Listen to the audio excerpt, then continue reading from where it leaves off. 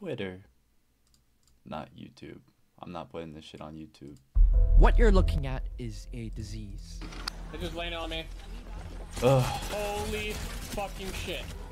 Something that is spread far and wide. Apex Legends community has been struggling right alongside us for years. Only difference being, it might be getting worse for them. And only begins to get worse. Watermelon. This new cheat that I've never seen before, where you just so quiet. astronomically accelerate. NA. Watermelon. I am in NA. Watermelon. I play Asian servers. Watermelon. I play every single server. Watermelon. And there's Alright, cheaters good. on Good enough. every single one of them. Every game. Most people think it ends there, but they don't question how or why things have gotten this far.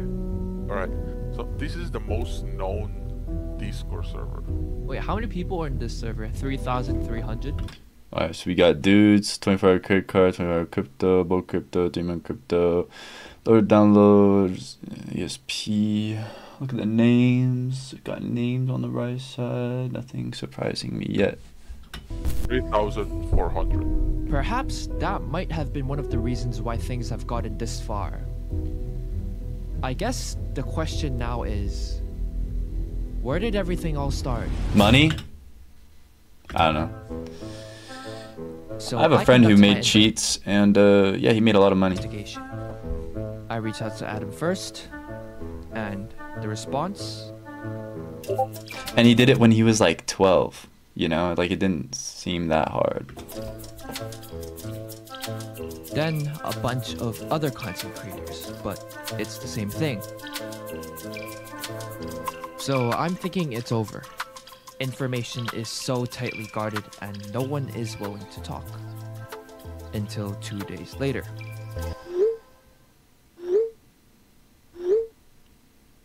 Let's call him Jim. And later that... Wait, but I could risk. Let's call him Jim. And later that evening... Yeah, what? Is anyone else confused? He's risking a ban because Respawn like to haunt people.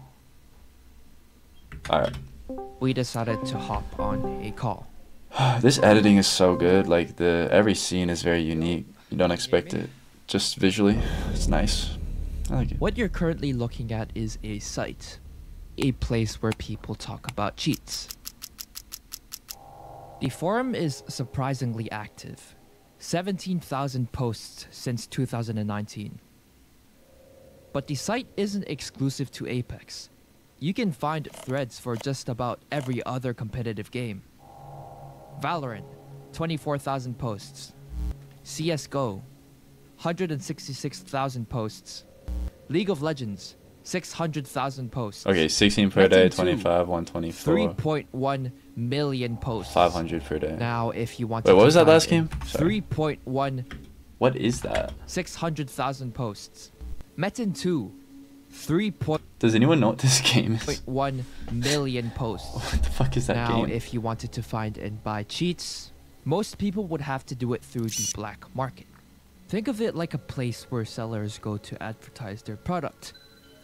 Based on the description, it's supposedly a marketplace for in-game items or boosting services. But you can't see any of that.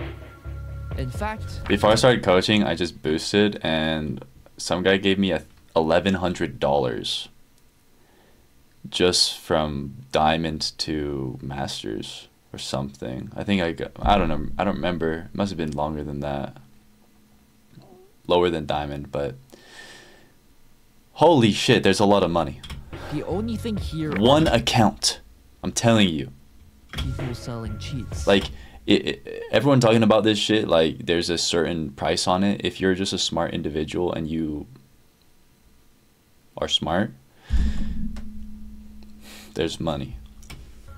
That's when I thought, for there to be so many different brands and so many different competitors, it must mean there's a large demand for this product. Alright, so this is the most known Discord server for cheating. This is supposedly for one of the more popular cheat retailers selling the cheapest wall hacks in the industry. To buy it, you would need to pay a monthly fee.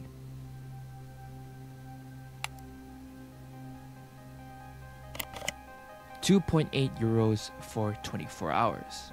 Doesn't seem like a profitable business until you realize there's over 3,000 members. That's cringe. $3 for 24 hours. In the Discord It's server. not bad. Wait, how many people are in this server? 3,300? 3,400. Oh my god. Assuming that even 10% of the population are regulars and buy the cheat every day, that is over $300,000 every year. The thing is, the cheat gets detected from time to time, but because these people are getting so much money from it, there is a constant incentive to keep developing these cheats and find more ways to bypass the anti-cheat. Across this other server, another type of cheat is offered. It's high-end, harder to detect, and is called a DMA cheat. In order to use something like this, you would need to buy 3 things. The first is a DMA card, 335 euros. Pretty much sends game information from your main PC to your second one. The second is firmware. The price, 90 euros. The last thing is the cheating program, 12 euros. Never heard of this. That brings the total price Interesting. to about 437 euros. This server has a total of 7,000 members and offers cheats for 11 other games. Now, both of these servers are still up and running. Pretty well, I would even say. But they're... Also, this is just 2 servers. One with 3,000, one with 8,000. That's nothing. Gaming. Who doesn't know what gaming is? Everyone knows what gaming is. In the world, almost. Constantly on this battle against Respawn. This next server, however, has never been in that battle. It's so private that even cheats are offered at a price. This is the problematic one. You need to pay a lot. And when you search it up, it looks like a normal website where people share gaming advice, with the only exception that you need to log in. But there's no register button. That's because in order to get your login details, you would have to know someone that is already inside, or have to ask for invites in some forums. And again, I paid 100. Look. Let me see. Look. Total members 3,000. Most user ever online was 20,000 basically. And assuming that half of them are strangers and have needed to pay to get an invite, that's almost $1 million off of invites alone. And if you get in, Yeah, this is the big. I'm just gonna ask you guys, is anyone surprised yet? I'm not. one. This is the cheat that is never ever ever being detected. Is this cheat right here? Username, password. Without this, you cannot see anything. by now you're probably wondering, with this many people across just 3 different discords, how are these servers not getting taken down? It is surprisingly like hyped up and suspenseful, but like surprisingly boring. Well, Discord has these bots, and what ends up happening is something like this. I'm still on the edge of my seat though, I'm curious. The bot gets access to your username and can join servers for you. So whenever the server gets taken down, a carbon copy of the server is made, and everyone that's clicked the verify button instantly gets invited back to the server. That's interesting. That's really smart. I like that. Me, the simpler solution would just be to revamp the anti-cheat, because the system they have is unstoppable. Yeah, see, like when it comes to cheating, it's always gonna be a thing. It's always gonna be a thing. I don't know what we're gonna do. You just have to maximize protection and stuff. I don't know if we can really attack cheaters. In the internet, think of the internet as a void, like the Wild West, like a physical place. People imagine America as this big void, physical place. During the Wild West, gold rush, shit like that. The internet is really like the gold rush, but instead of exploring already created physical areas, you create it, and it's infinite. You know, it's like, what are we gonna do? Attack them? Grab this like slippery bar of soap? and just waste our fucking time. Or take hideouts, for example. Everyone hates hideouts, right? He could always be more active, always. And I'm not a fan either. I think the dude's pretty fucking cringe in a lot of ways. But how about the software? How about goddamn easy anti-cheat? How about the developers making anti-cheats? Like, how dog shit are our anti-cheats, really? You know? Safety is not this bar of soap that just slips away from you. You can build on it like grains of sand. But going after cheaters, going after cheater codes and shit like that, it's a bar of soap, man. Like, what the fuck are you doing with your life? It's not hard to be so safe on the internet. It's really not hard. Create your sandcastle in the void of the internet. Think of the internet as a big glob of fat, like a brain, and you can just create infinite connections. No one's taking that away from you. But when you have something like a game, the anti-cheat is like a fucking condom on it, right? It's a physical object. It's like, can we not put more attention into loving what helps us versus a goddamn pitchfork witch hunt attack? It's like people who play games to kill people versus playing games to, you know, be alive and be a good player, be skillful and shit like that, like have a good time, versus just, oh, I need to get after these people. This is the part of the video where, like, I really want to emphasize, I don't know how I feel about it, where this shit is just impossible to stop. It's impossible to stop, but it's not impossible to be protected from. So there are a few things I missed in my first video, but as a and I like that this video fucking laid it out so perfectly in the last 2 minutes or whatever. result, I'm able to talk in more detail for this one. In one of Adam's Discord server leaks, there is a channel, and when you look inside, you would see a string of names. So now we're gonna cancel people, we're gonna talk about people, same shit that I just talked about. You make a new name, you just fucking Wild West in the void, man. Who cares? You can't cancel these people, you can't do anything. They're gonna lose their following and have to restart, that's about it. But on terms of cheating, they're still gonna be cheating. What for? I do think it's nice though, when we find people like goddamn facilitator. You know, that guy could have been making a living like streaming. It's so cringe. If I'm a cheater, I'm looking at that like, what's the point? To track you down and kill you. Now you could end up on the list if anyone in the server didn't like you enough.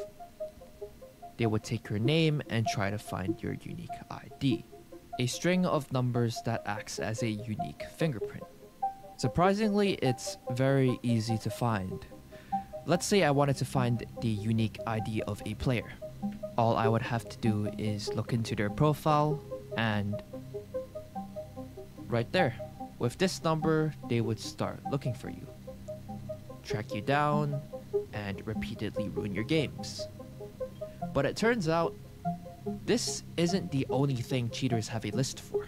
Cheaters have a list of pro players, big streamers, so they can do two things. Similar to what Adam says on the strike list, hit list on the server.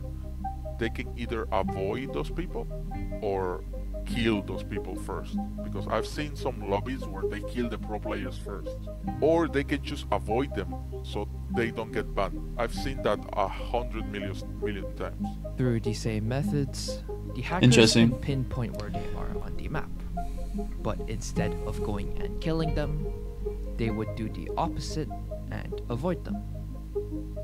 Content creators have a lot of influence. Usually, big creators have developers watching, ready to ban anyone that looks suspicious. Knowing this, they can choose to turn it off when they get close, or entirely avoid the content creator, putting them completely under the radar. The system is so developed, but it gets so much worse. Wait, someone gifted me 570 packs. What the? A hacker, maybe? Oh, maybe Wait, I have 594. Now, I asked Jim about this, and he speculates that this could be the result of an exploit or a recent cyber attack on one of the companies managing EA's inner details. It's September 28th, 2023. An employee logs into his company's website. He does it on his personal Google account, so the password for that login is saved, forming a link between his personal and company's. I really want us to be more connected to like the quality of anti-cheat, shit like that, the security of Respawn and stuff like that. I understand people don't want to attack the thing helping them, but how else are you going to help it? Like, we need to just be honest. Going after cheaters and people with names that they can just dispose of, like, what the fuck are we doing? Account. A month later, he receives a notification in his email. Someone else has accessed his Google account. He discovers the attacker had gone through the files inside the company's support system and now has access to every single login detail of 134 companies.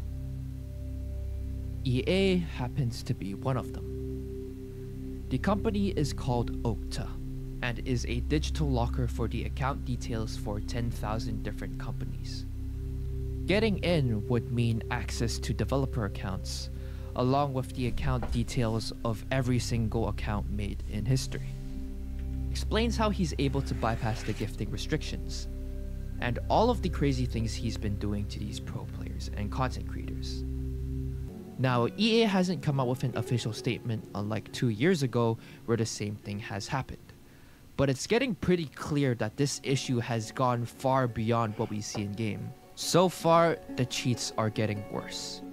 With how things are going, it's only a matter of time before the game lives out the same story as Titanfall.